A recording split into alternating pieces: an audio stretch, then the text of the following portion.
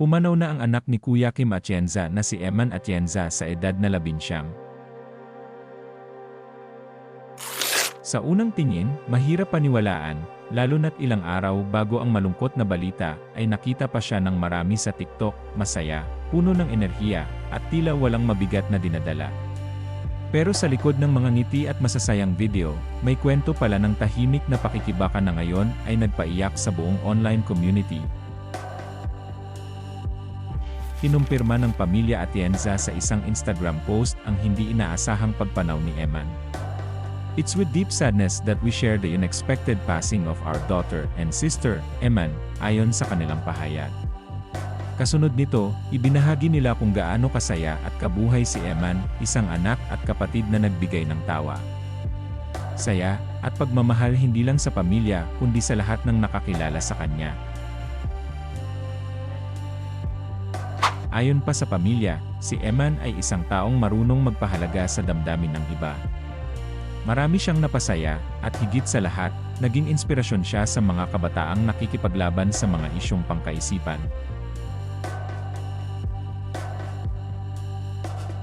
She wasn't afraid to share her own journey with mental health.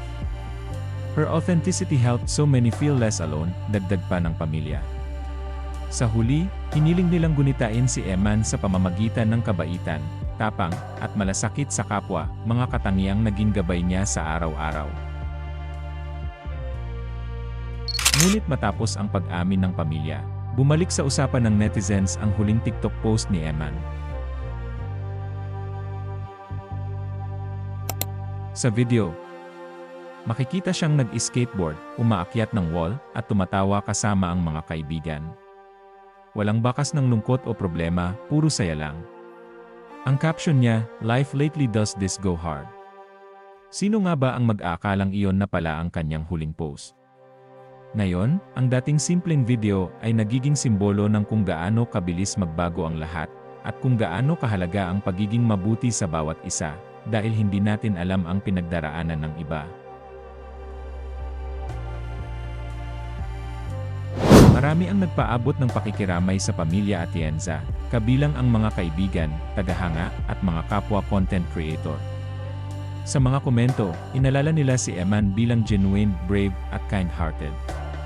Para sa iba, naging boses siya ng kabataan pagdating sa usapin ng mental health, isang isyong matagal nang hindi na pag-uusapan ng bukas sa lipunan. Tatandaan na bago pa man ang malungkot na balita, naging usap-usapan din si Eman nang tawagin siyang nepo baby ng ilang netizens dahil sa kanyang marangyang lifestyle.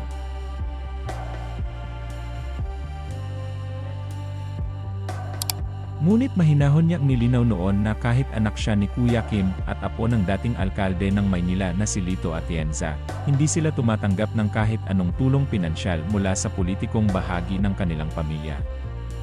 "We don't get financial support of any means from that side of the family," pahayag ni Eman noon, isang patunay ng kanyang katapatan at lakas ng loob na tumindig para sa sarili.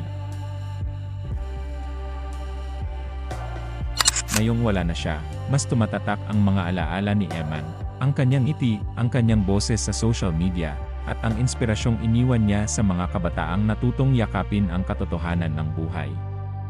Sa gitna ng pagdadalamhati, nagsisilbing paalala ang kanyang kwento na ang mga ngiti sa social media ay hindi laging nagpapakita ng totoong nararamdaman, at na ang kabaitan, gaano man kaliit, ay maaaring maging ilaw sa madilim na pinagdaraanan ng iba.